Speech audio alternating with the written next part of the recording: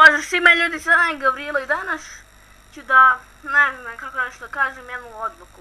Pošto ja i moj drug jedan, neću da kažem ime, smo snimali 5 sati ovo Minecraft preživljanje na ostrvu i pošto sam ja degen snimao u 50 FPS-a, što je nenormalno kasnio ovaj video, malo je zvuk presto pošto jedno nam 3 minuta pre završavata klipa presto zvuk jer poranjeno.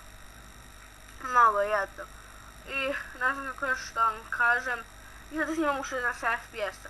I pošto je moj drug Vizl Srbija, Andrej, našao jedan način kako neka anketa.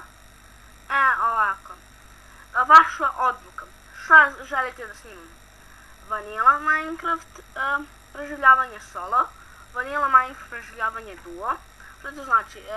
Minecraft preživljavanje sam, Minecraft preživljavanje sa drugovima, Minecraft preživljavanje na ostrvu, to je ili sa drugom ili onako, verovatno će biti sa drugom, dobro tim, imamo Petar, ali dobro, ili na nekom serveru, eto vaša je odluka, sada create, evo ga taj link, bit će u description, i evo ga, vi ćete glasati, ja naravno neću. Jeste ljudi, to je bilo to od ovog kratkog klipa. Nadam se da ste uživali i eto. Ja sam denge što sam stavio u 50 FPS-a, više to više nikad neću raditi. Sad sam to uradio, ali u stvari možda i nisam. Ne znam ja. Nadam se da ćete brzo glasati. Pozdrav!